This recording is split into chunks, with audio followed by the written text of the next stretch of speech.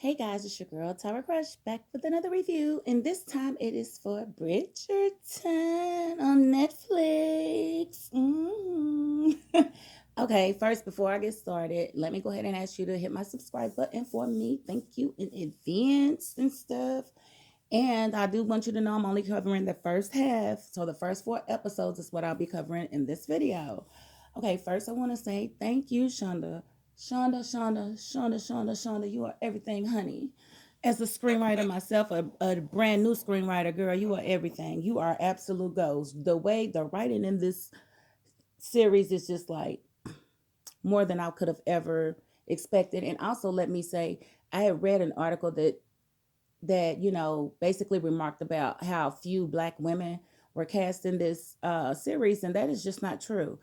I would have thought that maybe there was one, maybe two, but there's plenty of black women in this doggone series. So that's another, reminder to look for yourself. Don't go by what you heard, because people have their own perceptions and they like to spin and twist stuff the way they want to twist it. Now, Shonda didn't do us no injustice. The queen is African American. Hello, hello. So, this is a series. So far, it's about, I guess these women that have come of age and they're basically on the market and they're trying to, scoop them a nice, you know, husband, whether he be a prince, a duke, or just, from a good family or whatever. And the main characters are Daphne and Simon. Simon is a duke. Daphne has come of age and she is basically trying to find her husband. Now, she was basically coined by the queen, absolutely flawless or whatever she said. Called her flawless, which basically made her the diamond of the season, meaning she's the one that every man should be trying to chase, which worked well at first, but her brother was messing stuff up for her, chasing everybody away, shooting everybody down, pulling her away from parties early, not letting her do her. So she got put off the list in a way to where nobody would even bother with her because they didn't want to deal with him.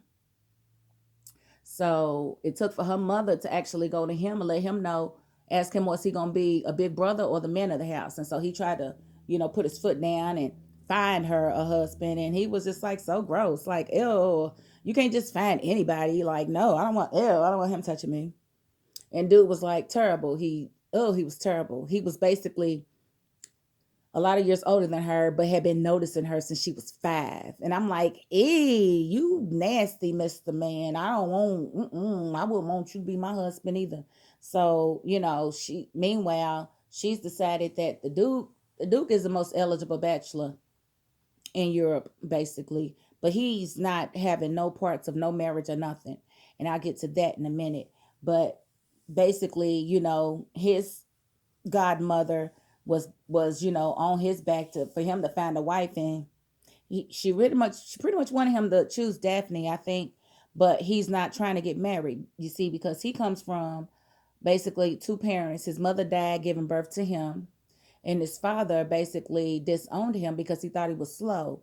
I guess he was autistic when he was born, and probably, well, he's still autistic if he was, but he didn't talk. He was pretty much mute until he didn't, till he wasn't, and got his stuff together and became very intelligent. But his father didn't believe that he was good enough to carry on the Hastings name, and the father never had any other children, which I didn't understand. If you didn't like that son, why wouldn't you find another wife and have more children? I don't understand it, but whatever. Uh, so he hated his father just like his father hated him, and his father told everybody that he was dead, actually. So people didn't even know he was still alive because he swore off of him like no. And so he, on his father's deathbed, he went to tell him that the Hastings name would stop with him. Like he's not having no more, he's not having any children. He will never marry, and he won't have, the family name will die with him. So he would be the last Hastings. So sorry you didn't like me. Sorry you thought I was an imbecile, but I'm the last one. There would be no more after me. So there's that. So that's why he's just so dead set against it. But at the same time, while Daphne is trying to find her, a husband, they decided they gonna, hold a roost. Basically, since she had gotten on the unpopular list, she needed to find a way to garner more attention towards her. So her and Simon decided to act like they were courting and act like they were really into each other. And Wind up falling for each other for real. I was like, what? What? And then there's another situation going on in here, and it's with Penelope. What is her last name? Penelope. Basically, her mother has three daughters, and she been trying to get them married. And Penelope is the youngest of the three, and she's a little on the heavy side, but she's just a sweetheart. I just really like this girl. And situation arose where the father had to take in his distant cousin, and the distant cousin was trying to get married off too. So she arrives, and at first the mother is like, she's nothing. She grew up on a farm. She can't be too much competition for my girls. Well, she come in and she's clearly biracial and beautiful, and the girls say right away she's beautiful, and they get really close. Her and Penelope get kind of close, close enough for her to realize, that your girl is pregnant, and pregnant by somebody that she was seeing before she came to live with them. Now, I don't think she knew she was pregnant when she got there, but when she didn't get a period, she pretty much knew she was. And so she actually, when she came in, she took all the attention away from everybody. Like, all the guys in the town wanted them some brown sugar. They all liked her and courted her and bought her gifts every day. They was lined up like boom, boom, boom. And so the other sisters had been trying to get married off forever. They got to sit and watch all these people come and bring this girl, you know, all these gifts, trying to court her. And when the mother figured it out that she was pregnant, she said, she tried to have her at first. And then she said, no, he'll never let me get rid of her. Let me go and find her a husband. And she found this old man, like in his 40s or 50s. Ugh, like, how you just gonna put somebody like that with somebody young like that? That's just wrong. That's nasty. Gross. She gonna have worms. But she knew that the old man wouldn't question anything, even if she had a baby in 6 months. He wouldn't ask no questions or nothing. So she wanted her to be married off to somebody that was actually going to take care of her and her baby, so she wouldn't be homeless with her child and stuff like that. So she was just trying to make her go with dude. Well, she's then picked up basically took it upon herself to try to date a Bridgerton. So we're gonna see how that goes. I don't know, but when she gave Penelope the news, Penelope got in her feelings, because I guess Penelope's like, dang, she's pregnant and she can. This is what I think. I don't know why she got in her feelings like that, but my guess is that, oh, girl's pregnant and still has all the prospects, and here she is, ain't pregnant, and don't know if she's ever gonna have anybody to look at her that way. So I think that was what she was tripping on. But the series in itself, let's see what happened. So they fighting each other as far as trying to act like they don't care about each other, right? But that ain't true, because he was watching her, like at the boxing match. There was a boxing match between his friend that he spars with, and she went with the prince, and he's just watching her across the room. He's mad and stuff.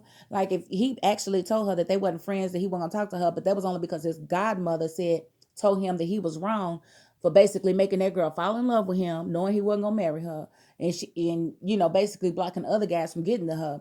So he said, okay, I can't get married, so I'm not gonna block her no more. So the next time they saw each other, he cut it off, and she didn't like that at all. It hurt her feelings, because she had fallen in love with him. And yeah, so he's starting to realize that he really like her, but he don't really know what to do with it. Oh boy, the prince is getting ready to propose to her. She runs away before he can, runs outside, and Simon is out there, and they talk and they walk. She tries to walk away from him because, of course, he hurt her feelings, and so she's having none of him.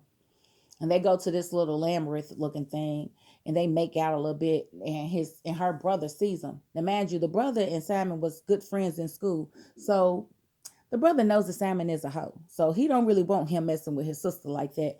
And he knows that Simon is never going to get married, so why would you even?